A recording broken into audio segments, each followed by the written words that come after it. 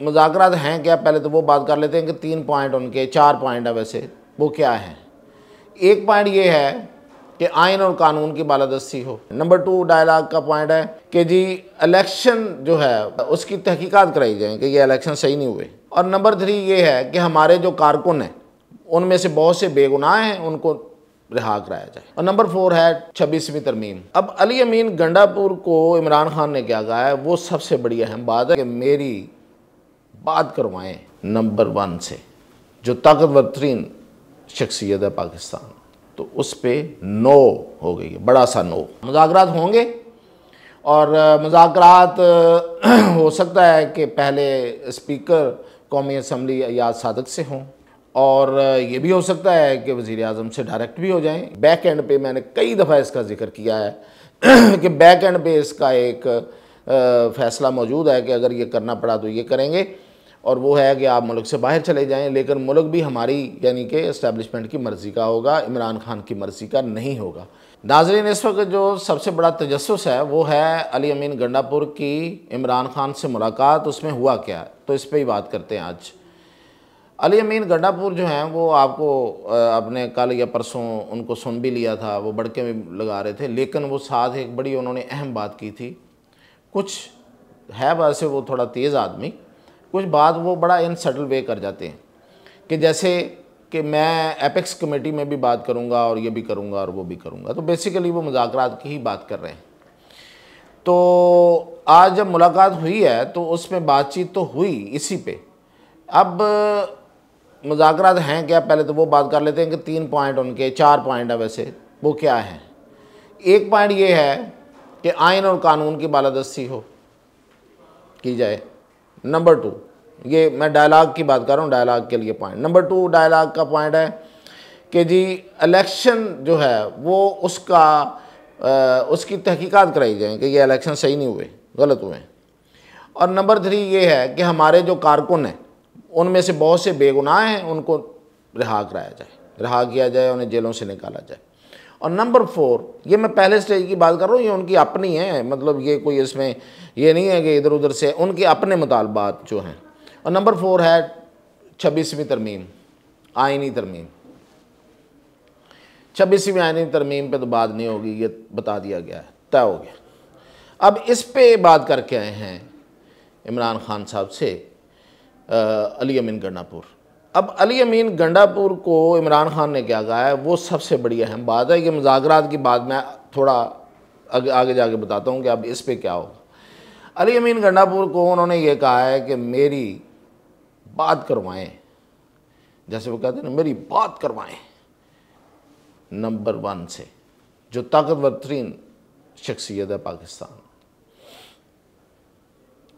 कैसा है, तो उस पर क्या जवाब आया है, ये इससे भी अहम है।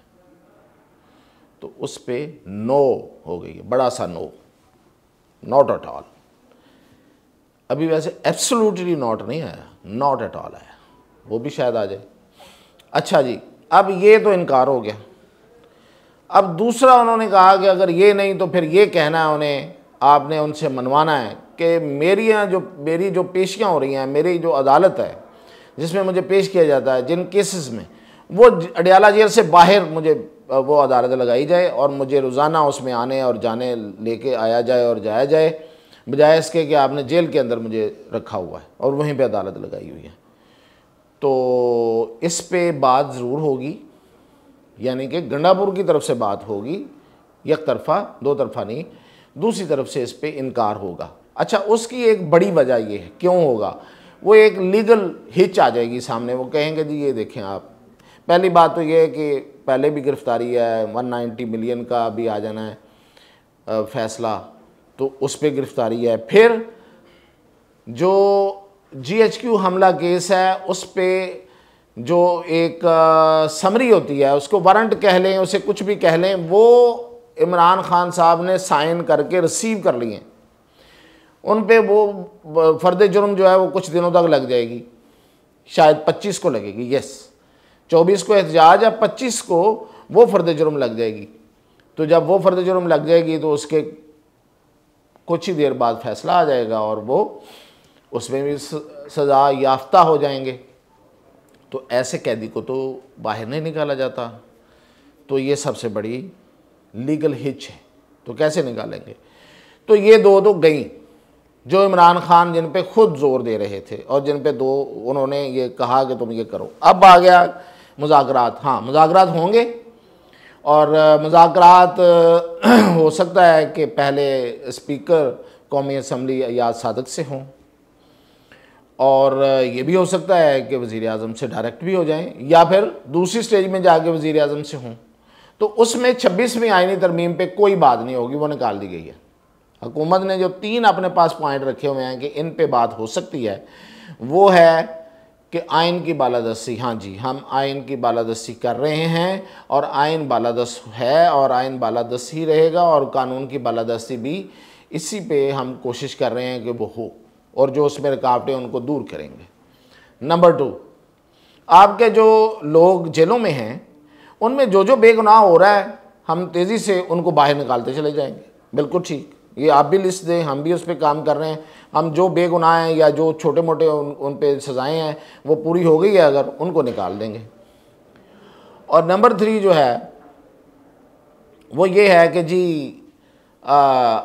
इलेक्शन की तफ्तीश की जाए, तहकीक की जाए कि ये इसमें धांधली हुई। उन्होंने बिल्कुल ठीक, हम कमीशन बनाने को तैयार, आप भी आएँ, हम भी आते हैं, आप भी अपने नाम लेके आएँ, हम भी लाते हैं, एक कमेटी बनाते हैं। वो उस कमेटी जो है वो TORs बनाएगी, फिर हम एक कमीशन बनाते हैं, वो कमीशन जायज़ा ले ले कि कहाँ धांधली हुई है और कहाँ नहीं हुई है।